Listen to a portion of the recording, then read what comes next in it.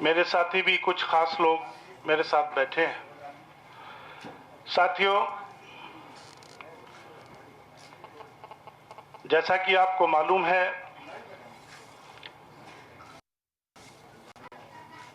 कि मैं 1989 में बहुजन समाज पार्टी में मानवर काशीराम साहब और माननीय बहन जी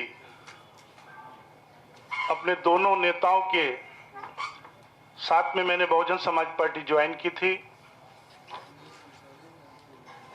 लगातार 1996, 2002, 2007 से 12 तक 15 साल लगातार मुझे एमएलए बनने का सौभाग्य प्राप्त हुआ और इन तीनों रजीब में मुझे माननीय बहन जी ने 96 में यूपी एग्रो का चेयरमैन बनाया, राज्य मंत्री का दर्जा दिया। 2002 में कृषि शिक्षा मंत्री स्वतंत्र प्रभार बनाया और 2007 में अल्पसंख्यक कल्याण हज मंत्री मुझे स्वतंत्र प्रभार बनाया। कल मैंने बहुजन समाज पार्टी को ज्वाइन किया है, बहन जी का आशीर्वाद लिया है और बहन जी को मुबारकबाद भी दी है कि जो काम बहुत पहले होना चाहिए था उसको होने में कुछ डिले हुआ, नहीं तो उत्तर प्रदेश का रिजल्ट आज बहुत अच्छा होता। आज पूरे उत्तर प्रदेश में हर वर्ग तो बहन जी की सराहना कर रहा है, लेकिन मुस्लिम समाज में आज एक खुशी की लहर लोगों में दौड़ी है और बहन जी से बहुत खुश हैं। मिठाइयां बांटी जा रही हैं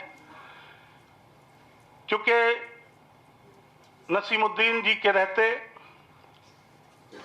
कोई भी कद्दावर मुस्लिम लीडर बहन जी तक नहीं पहुंच सका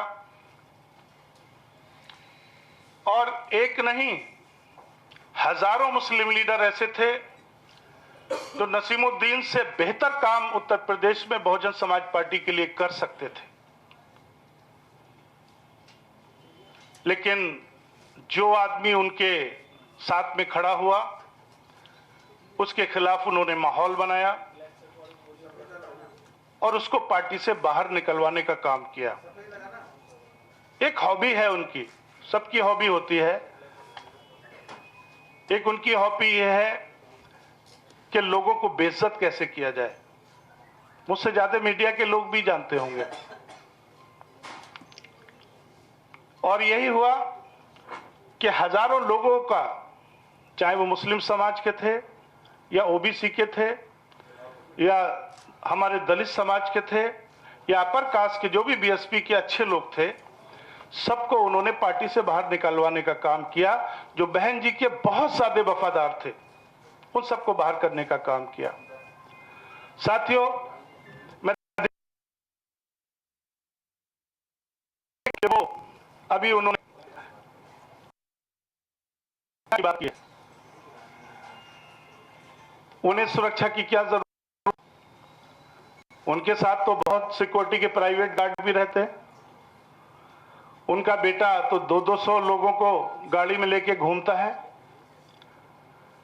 जब मेरे खिलाफ उन्होंने कार्रवाई कराई तो हमने कई मंडलों में हमारे समर्थकों ने, साथियों ने उनका पुतला फूंका और मीडिया ने बहुत साथ हमारा दिया।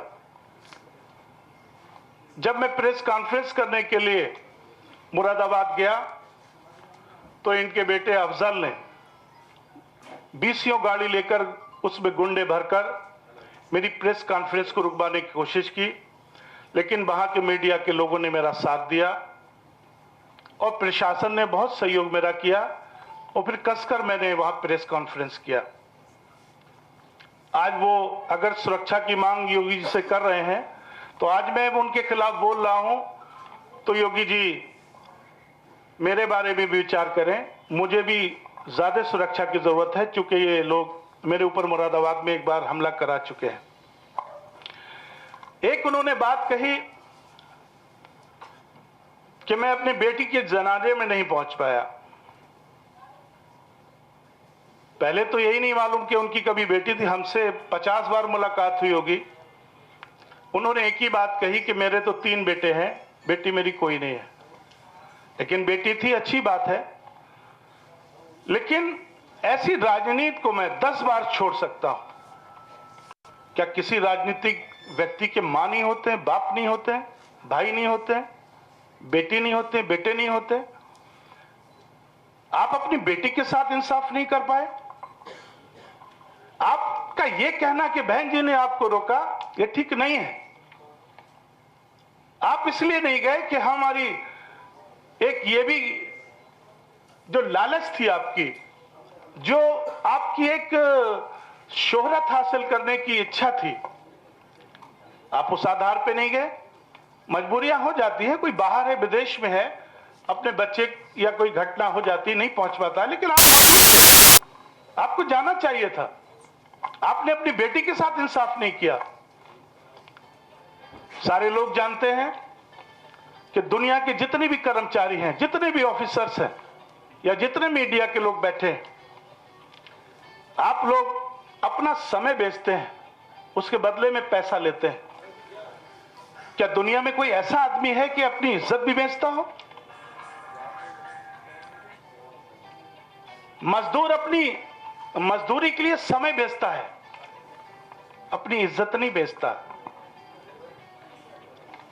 तो यह हमेशा ध्यान रखना चाहिए। तीसरा, मेरे साथ जो घटना हुई, जब मैं अल्पसंख्यक कल्याण मंत्री उत्तर प्रदेश में बना, तो जैसे ही हज का भी चेयरमैन मुझे बनाया, इन्होंने तुरंत मुझे वहां से हटवाया कि ये मेरे मुकाबिल कैसे बढ़ रहे हैं आगे। फिर हम लोगों ने अल्पसंख्यक कल्याण एवं हज में बहुत काम किया।